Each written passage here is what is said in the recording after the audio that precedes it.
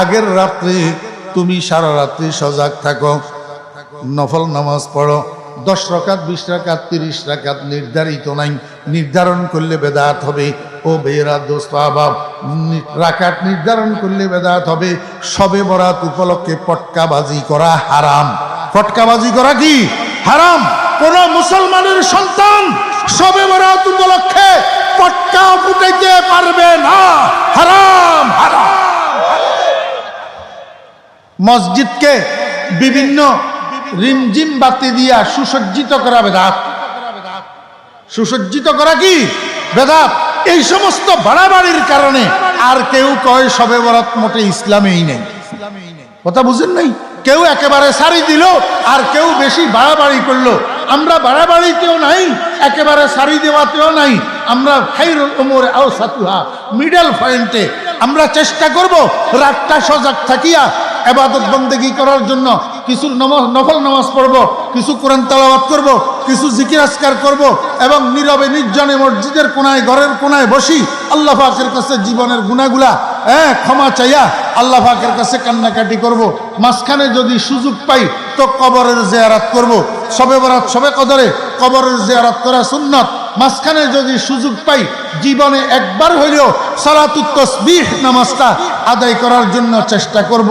আল্লাহ কয়, ও বান্দা, যদি কোরআনের কারণে রমজানের দাম বাড়ি যেতে পারে, যদি কোরআনের কারণে শবে কদরের দাম বাড়ি যেতে পারে, যদি কোরআনের কারণে শবে বরাতের দাম বাড়ি যেতে পারে।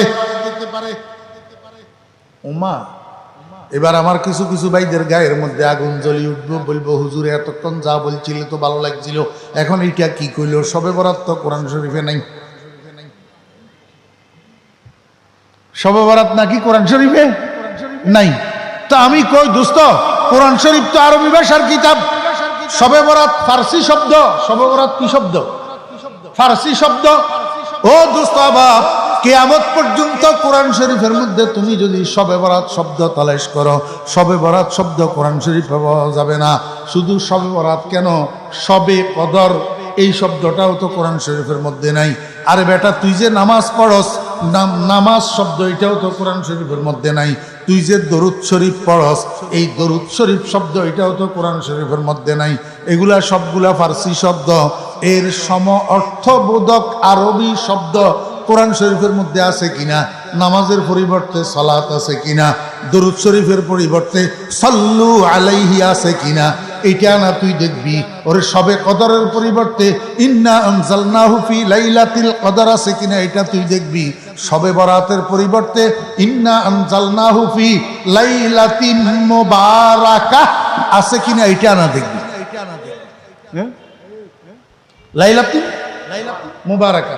তুমি তো বলবা হুজুর লাইলাতুন মুবারাকা মানি বেশিরভাগ সাহাবী, বেশিরভাগ মুস্তাহিদিন, বেশিরভাগ আইম্মায়ে কেরামের মতে লাইলাতুল কদর। আমি কমু বেটা, একজন সাহাবীর মতেও লাইলাতুন মুবারাকা মানি শবে বরাত লাইলাতুন নিসফ মিন শাবান আছে কিনা বল?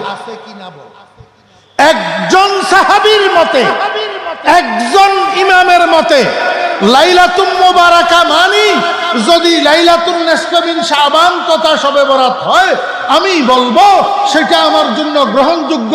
সার্টিফিকেট দিয়ে গেছেন আমার নবী, আসহাবি কান নুজুম বিআইয়িহিম ইক্তাদাইতুম ইহতাদাইতুম। আমার প্রত্যেকটা সাহাবী নক্ষত্র তুল্য, আমার প্রত্যেকটা সাহাবী একজন মেডিকেল প্রফেসর। তুমি যার চিকিৎসা গ্রহণ করো ট্রিটমেন্ট হয়ে যাবে, কোনো সন্দেহ নেই।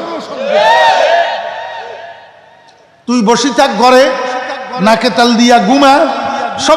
শবে কদর তো আমি এমনিই পালন করি, যেহেতু রমজান মাসের মধ্যে আরো এতেকাফে থাকি, অবশ্যই শবে কদর পালন করি না। আর শবে বরাতের দিন কোরআন শরীফের মধ্যে নাই। বেশিরভাগ সাহাবীর মতে লাইলাতুল মুবারাকা লাইলাতুল কদর। এই কথা বলিয়া তুই ঘরে ঘুমা নাক ডাক দিয়া, আর আমি গুনাহ করি। আমি একজন সাহাবীর মতে লাইলাতুল মুবারাকা মানি লাইলাতুন নিসফ মিন শাবান, এটার উপরে আমল করব। এটার উপরে কি করব? আমল করব। একজন সাহাবীর কওল যদি হয় আমলের জন্য যথেষ্ট।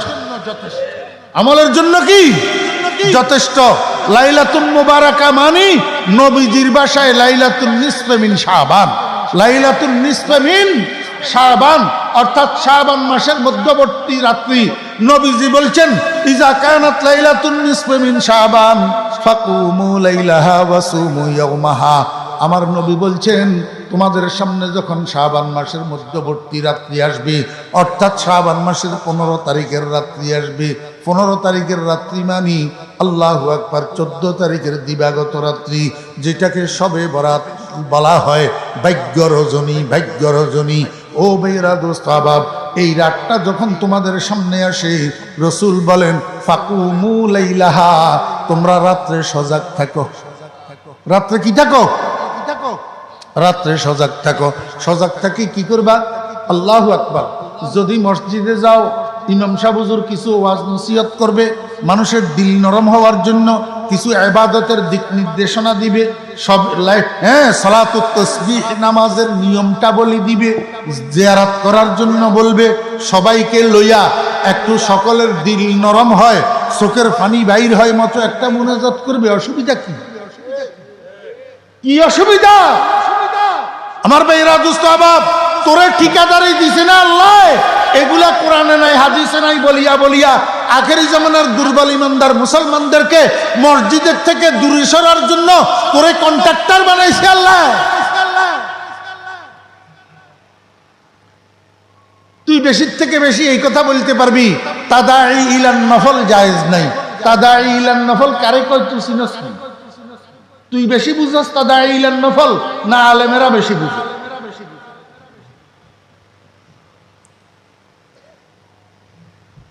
আমার ভাইরা দোস্ত আহবাব, পরিবেশ মানুষকে অনেক কিছু করতে বাধ্য করে। বাসের মধ্যে লেখা থাকে ধূমপান নিষেধ, তারপরেও সেখানে মানুষ ধূমপান করে। মসজিদের মধ্যে লেখা থাকে না ধূমপান নিষেধ, তারপরেও সেখানে মানুষ ধূমপান করে না। কারণ বাসের ভিতর ধূমপানের পরিবেশ, মসজিদের ভিতর ধূমপানের পরিবেশ নয়। গড় গড় ঘুমের পরিবেশ, গড় টেলিভিশন দেখার পরিবেশ, গড় গপ মারার পরিবেশ, গড় ঘুম যাওয়ার পরিবেশ। মসজিদ ঘুম যাওয়ার পরিবেশ না, ইবাদতের পরিবেশ, নফল নামাজের পরিবেশ, কোরআন তেলাওয়াতের পরিবেশ, জিকিরের পরিবেশ, দোয়া মুনাজাতের পরিবেশ, কান্নাকাটির পরিবেশ। যখন আপনি মসজিদে যাবেন, আপনার পাশে দিয়ে আরেকজন বসে বসে যখন চোখের পানি দিয়া আল্লাহর দরবারে কেনতেছে, আল্লাহ মাফ করে দাও, আপনি তার দিকে তাকাইলে আপনার দিলটাও নরম হয়ে যাবে। কিরে, আমার কাছেও তো গুনাহ আছে, আমারও তো একটু কান্দা দরকার। আল্লাহুম্মা আমিন। ঠিক না বেটি? দেখেন না, দুষ্ট ছেলে যেগুলা বাড়িতে ঘরে লেখাপড়া করে না, তা আব্বা 3-4 হাজার 5,000 টাকা ব্যয় করি হইলেও ছেলেটাকে হোস্টেলে দিয়া দে। কেন? সেখানে আর 5-7টা 10টা 20টা ছেলে যখন লেখাপড়া করবে, ওদের দিকে তাকাইলে এরও কিছু লেখাপড়া করার জন্য মনে চাইবে। শুধু মসজিদে যাওয়া এই জন্য, না হলে মসজিদে যাওয়া কোনো ফরজ না, ওয়াজিব না, কিছু পরিবেশে ঢুকার জন্য। কি জন্য? আমার ভাইয়েরা দোস্ত আহবাব, আল্লাহর হাবিব জনাব রাসূলুল্লাহ সাল্লাল্লাহু আলাইহি ওয়াসাল্লাম বলেন ওয়াসুমু ইয়াওমাহা, আগের রাত্রে তুমি সারা রাত্রি সজাগ থাকো, নফল নামাজ পড়ো। 10 রাকাত 20 রাকাত 30 রাকাত নির্ধারিত নাই, নির্ধারণ করলে বেদাত হবে। ও ভাইয়েরা দোস্ত আহবাব, রাকাত নির্ধারণ করলে বেদাত হবে। শবে বরাত উপলক্ষে পটকাবাজি করা হারাম। পটকাবাজি করা কি হারাম? কোন মুসলমানের সন্তান শবে বরাত উপলক্ষে পটকা ফুটাইতে পারবে না, হারাম হারাম। মসজিদকে বিভিন্ন রিমঝিম বাতি দিয়া সুসজ্জিত করা বেদাত। সুসজ্জিত করা কি বেদাত? এই সমস্ত বাড়াবাড়ির কারণে আর কেউ কয় শবে বরাত মোটে ইসলামেই নেই। কথা বুঝেন নাই? কেউ একেবারে সারি দিল, আর কেউ বেশি বাড়াবাড়ি করলো। আমরা বাড়াবাড়িতেও নাই, একেবারে সারি দেওয়াতেও নাই। আমরা খায়রুল উমুরি আওসাতুহা, মিডল পয়েন্টে আমরা চেষ্টা করব রাতটা সজাগ থাকিয়া ইবাদত বন্দেগী করার জন্য। কিছু নফল নামাজ পড়ব, কিছু কোরআন তেলাওয়াত করব, কিছু জিকির আজকার করব, এবং নীরবে নির্জনে মসজিদের কোনায় ঘরের কোনায় বসি আল্লাহ পাকের কাছে জীবনের গুনাহগুলা ক্ষমা চাইয়া আল্লাহ পাকের কাছে কান্নাকাটি করব। মাঝখানে যদি সুযোগ পাই তো কবরের জিয়ারত করব। শবে বরাত শবে কদরে কবরের জিয়ারত করা সুন্নাত। মাঝখানে যদি সুযোগ পাই জীবনে একবার হইলেও সালাতুত তাসবিহ নামাজটা আদায় করার জন্য চেষ্টা করব। কথাই তো শুধু ভিতর থেকে গুতায়, কিন্তু সময় তো অনুমতি দেয় না। বিসমিল্লাহির রহমানির রহিম বরকতের মন্ত্র। রাসূল আকরাম সাল্লাল্লাহু আলাইহি ওয়াসাল্লাম বলছেন, গুনার কাজ ছাড়া আর যত কাজ আছে সমস্ত কাজের শুরুতে বিসমিল্লাহ পড়িবা, এতে করে তোমার কাজটা বরকতময় হবে। আর বিসমিল্লাহ বাদ দিয়া যদি কোনো কাজ করো সেটা বরকত শূন্য হবে। বিসমিল্লাহর মধ্যে এই বরকত আসলো কোত্থেকে, এটার একটা ইতিহাস আসে সুন্দর, আজকে বলা যাবে না। আল্লাহু আকবার। খাজা কুতুবউদ্দিন বখতিয়ার কাকি রাহমাতুল্লাহ আলাইহি কাগজের টুকরার দিকে তাকাইয়া দেখে বিসমিল্লাহির রহমানির রহিম লেখা। সঙ্গে সঙ্গে খাজা কুতুবউদ্দিন বখতিয়ার কাকি রহমাতুল্লাহ আলাইহি বশরে হাফি রহমাতুল্লাহ আলাইহিকে জড়াইয়া ধরছে, ও আবুল বশর, তুমি তো লটারি জিতে গেছো, গোল্লা মারি দিছো, কাম তো এখানে হইয়া গেছে। এটার মধ্যে বিসমিল্লাহির রহমানির রহিম লেখা, আল্লাহ পাকের 3টা নাম লেখা। এই আরবি বাক্যের মধ্যে তুমি এইটাকে সম্মান করছো এমন যেই সম্মানের উপরে আল্লাহ পাক রব্বুল আলামিন 100 খুশি হয়ে গেছে। এখন তো আল্লাহ পাক আমাকে তোমার কাছে পাঠাইছে, আল্লাহ পাক নাকি তোমারে এই জামানার কুতুব বানাইয়া দিয়েছে, কুতুব তোমারে এই জামানার কুতুব বানাইয়া দিয়েছে, তোমাকে সংবাদটা পৌঁছানোর জন্য বলছেন। হযরতে বশরে হাফি রাহমাতুল্লাহ আলাইহি সঙ্গে সঙ্গে খাজা কুতুবউদ্দিন বখতিয়ার কাকি রাহমাতুল্লাহ আলাইহির পায়ের উপরে পড়ছে, পাও ধরিয়া কান্দে, হুজুর এখন কি করি, আমার কাছে তো এই ধরনের কোনো যোগ্যতা নাই, আপনি আমাকে একটু যোগ্যতা সম্পন্ন বানাইয়া দেন। হযরতে খাজা কুতুবউদ্দিন বখতিয়ার কাকি রাহমাতুল্লাহ আলাইহি কয়, আবুল বশর তাড়াতাড়ি গোসল করো, পরিষ্কার পরিচ্ছন্ন কাপড় পরিধান করো, অজু করো, তারপরে আমার কাছে আসো। সবগুলা করি পাক পবিত্র হইয়া পাক পবিত্র কাপড় পরিধান করিয়া যখন খাজা সাহেবের সামনে এসছে, খাজা সাহেব রহমতুল্লাহ আলাইহি কয়, দাও তোমার হাত দাও। বশরে হাফি রহমতুল্লাহ আলাইহির হাতকে ধরিয়া খাজা কুতুবউদ্দিন বখতিয়ার কাকি রহমতুল্লাহ আলাইহি উনাকে বায়াত করাইছেন। আল্লাহু আকবার। বায়াত করাইয়া বুকের মধ্যে দড়ি দাঁড়াইয়া বুকের মধ্যে দড়ি একটা চিপ দিছে। একটা কি দিছে? চিপ দিছে। ও বেরা দোস্ত আবাব, মুহূর্তের মধ্যে আবুল বশর আর আবুল বশর নাই, আবুল বশর আল্লাহ পাকের কুতুব হইয়া গেছে।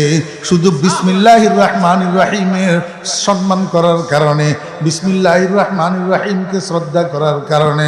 ও ভাইরা, আমি আপনাদেরকে জিজ্ঞেস করছিলাম ঘরে কোরআন শরীফ যে আছে এটার মধ্যে গিলাফ আছে কিনা? গিলাফ দিয়া রাখবেন, কারণ কোরআনের শ্রদ্ধা করবেন, কোরআনের সম্মান করবেন। ওরে মানুষ যখন কোরআনকে সম্মান করে আল্লাহ পাক সেই মানুষকে আল্লাহর ওলি বানাইয়া দে। কি বানাইয়া দে? আসমা বারে আমানত না তাওয়া নস্ত কশিদ, আসমা বারে আমানত না তাওয়া নস্ত কশিদ, কুরাই ফাল বানা মে মনে দিওয়ানা জদন। অল্প দামের কাপড় কোরআন শরীফের গিলাফ বনে মানুষের পায়ের সাথে লাগলে উঠাইয়া চুমা খায়। অল্প দামের কাঠ, অল্প দামের প্লাস্টিক কোরআন শরীফের রেহাল বনে মানুষের পায়ের সাথে লাগলে মানুষ উঠাইয়া চুমা খায়। আল্লাহ কে বান্দা কেন জানোস নি? আমার কোরআন সম্মানী জিনিস, কোরআনের সাথে যেটা লাগে সেটা সম্মানী হইয়া যায়। কোরআন দামি জিনিস, কোরআনের সাথে যেটা লাগে সেটা দামি হইয়া যায়। অদোস্ত, মৃগী হরিণের পেটের মধ্যে কস্তুরী থাকে, নাভির সাথে কস্তুরীর পোটলা। এই কস্তুরীর পোটলার সাথে থাকার কারণে মৃগী হরিণের পায়খানার মধ্যেও কস্তুরীর সুঘ্রাণ হইয়া যায়। আল্লাহ পাক রব্বুল আলামিন বলেন, কোরআন যেখান দিয়ে লাগছে সেখান দিয়ে দাম বাড়াইয়া দিছে। দেখেন না, দেখেন না? আল্লাহু আকবার। রাস্তার পাশে বিল, জমিনের দাম নাই, জমিনের দাম নাই। ইউনিয়ন পরিষদওয়ালা সেখানে ইউনিয়ন পরিষদের অফিস বানাইছে। ইউনিয়ন পরিষদের কি বানাইছে? অফিস বানাইছে। পাশে দিয়ে এবার আল্লাহু আকবার ইউনিয়ন পল্লী ক্লিনিক যেটা, সেটাও সরকারিভাবে হয়েছে। এই দুইটা অফিসের কারণে, দুইটা ভবনের কারণে সেখান দিয়ে এবার কারেন্ট আসছে। এবার আস্তে আস্তে আস্তে আস্তে চতুর্পাশের জায়গাগুলোর দাম বাড়িয়ে যাইতেছে। যেই জমিন আগে 10 লাখ টাকা কানি ছিল, এখন সেখানে গন্ডা 10 লাখ টাকা। ওই দামি দুইটা অফিস সেখানে আসার কারণে আল্লাহ পাক রব্বুল আলামিন কয়, দুনিয়ার মানুষেরা রমজানও তো বাকি 11টা মাসের মতো একটা মাস, এইটার দাম এত বাড়লো কেন? একে 70, নফল ফরজ হইয়া গেল, আর ফরজ একে 70 হইয়া গেল। কারণটা কি? কারণ হইল আমার কোরআন। এই দামি কোরআনের সাথে রমজান লাগছে, এই জন্য রমজানের দাম বাড়িয়া গেছে।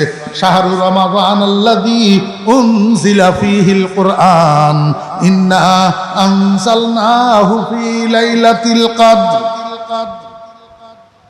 কথা বুঝেন নাই? আমার মুরব্বিয়ান একরাম, দোস্ত বাবেরা, যদি রমজানের কারণে একটা রাত্রের দাম 83 বছর 4 মাস এর চেয়ে বেশি হইতে পারে, শুধু কিসের কারণে? ওমা কয় না, কোরআনের কারণে। কিসের কারণে? ইন্না আনজালনাহু ফী লাইলাতিল কদর, শবে কদরের মধ্যে নাযিল হয়েছে না কোরআন। এই কোরআনের কারণে এক রাত কত বাড়া বাড়ছে? কয় এক রাত 1000 মাসের চেয়ে উত্তম। 1000 মাসের চেয়ে খায়রুম মিন আলফি শাহর। 1000 মাসে 83 বছর 4 মাস। এখনের যুগের মানুষ 83 বছর 4 মাস হায়াত পায়নি।